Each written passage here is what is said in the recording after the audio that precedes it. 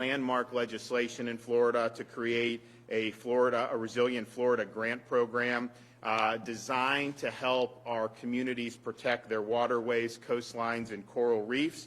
And in my budget that we submitted to the legislature in December, we've asked for another $550 million. And so if we're successful at getting that, that will be well over $1 billion just for those types of projects. And the way most of them work is the local communities are also putting in. So you're going to potentially have $2 billion just this year and next year that are going to be dedicated to that. And I think it's something that's very, very important. So we have set the standard with the Resilient Florida grant program. We put a lot of money into it. We're going to put more. We also have a dedicated funding stream now that comes in thanks to what the legislature did last session. And so that's going to be something that we're going to continue to really, really focus on. So we've had a lot of opportunities to make an impact that, and I've told Dane, I said, this is something that's very important. So as these local communities have needs, if we have the wherewithal to be able to meet those needs, we want to be able to do. So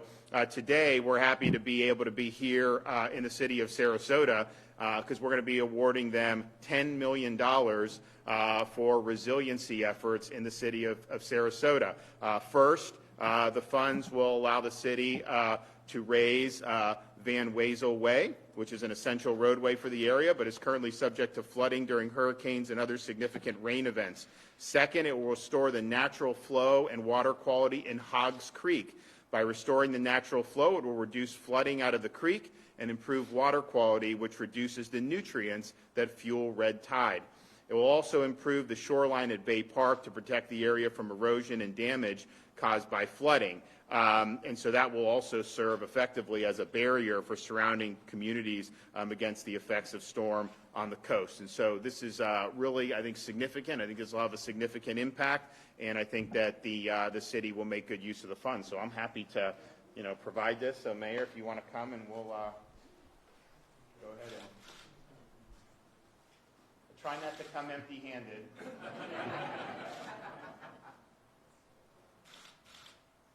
I told them I was going to put it in my pocket. Congratulations, man.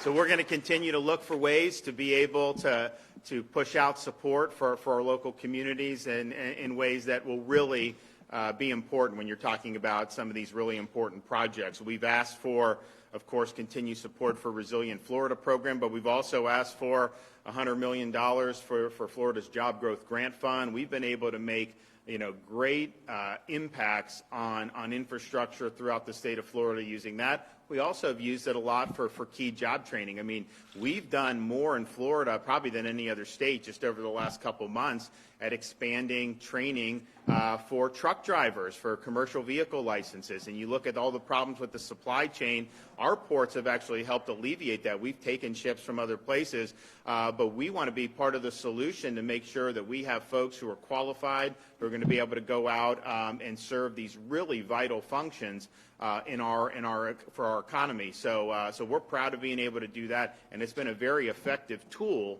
for us to be able to make an impact both on infrastructure and on economic opportunity. So we commend the legislature to continue that momentum going in both of those areas because I think they've proven to be very, very effective. Okay, so Dane Eagle, DEO Secretary, is going to say a few things, and we'll hear from the mayor.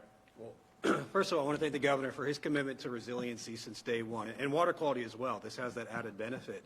At DEO, we have the Office of Long-Term Resiliency, and what the governor's instructed us to do is look at communities, as he said, that are in need of long-term assistance. In this case, it's rebuilding after storms. This one's Hurricane Irma. We're looking at Michael, Irene, Matthew, you name it. Storms across the state where they still have some long-term effects that they need to rebuild on. And today's announcement, this $10 million, is going to do wonders for this community, not only for resiliency for future storms, but the economic and cultural impact that this shoreline and the raising of Van Wezel Way, restoration of Hog Creek is going to do for this area is going to be monumental for generations to come. So we're very excited about this. We have a lot more to do around the state. Just really want to thank the governor again for his commitment, local community, the mayor, the legislators behind us for making this happen, and we'll be back again to do more. Thank you for the opportunity.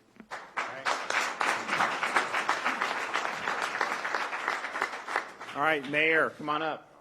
Thank you, sir. Thank you all for being here. Before I start, let me recognize some of the dignitaries in our room. We have School Board Member Bridget Ziegler, County Commissioner Christian Ziegler. We have our City Commission is here. Commissioner Brody, Ahern Koch, Commissioner Alpert, Commissioner Vice Mayor Batee. We have our Sheriff, our State Attorney, and I don't know if I see anyone, but all friends. These are all amazing people. So thank you all. This is historic, and thank you, Governor, thank you, State Representatives, and thank you, Dane Eagle, Secretary, for all your support that you give Florida. This is truly historic. This morning I was feeding my daughter. I have a baby at home, and this is for her. This environmental impact is multi-generational. It's historic. It's something that our kids and our kids' kids and our great-grandkids will be able to benefit from in Florida. And it doesn't matter if you're Republican, Democrat, Libertarian, or Vegetarian. It is something that everyone can enjoy. But truly, we're able to get these funds because we have great leadership. We remained an open state, and it ensures that we are, I believe, impartially, we are the greatest city and the greatest county and the greatest state and the greatest country in the world. Thank you.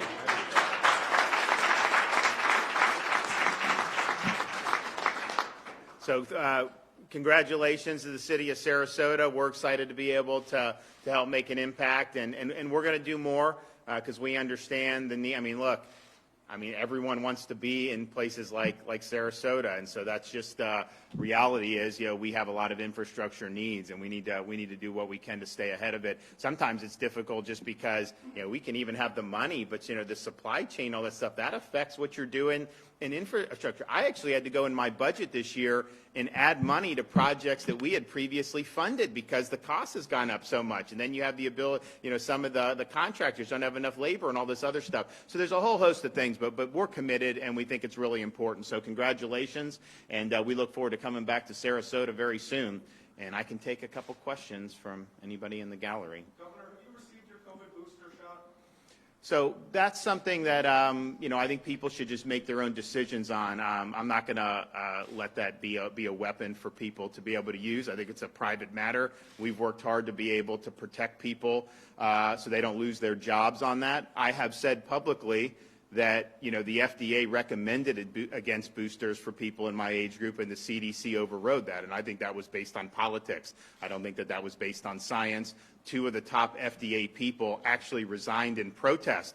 Many people didn't hear about that. You know why? Well, because it didn't fit the narrative. I can tell you, if you had a different president of a different party, that would have been hair on fire stuff, that people would have been able to do. So in Florida, they've been available for people. People can make their own decisions on it, but it's not been something that, that we've been telling people in my age group, to go out and do. What do you think of the legislature moving forward with their own redistricting plan instead of the one that your general counsel put forward? So that's their prerogative. Each chamber is able to weigh in, and of course, for the state maps, those maps go in straight to the Supreme Court. For the congressional map, it requires my signature. And so, we have lawyers that had concerns about what they were doing. So that process will work itself out, and we'll be able to hopefully end up with a product that makes a lot of sense. All right, we'll see you guys soon. Thank you.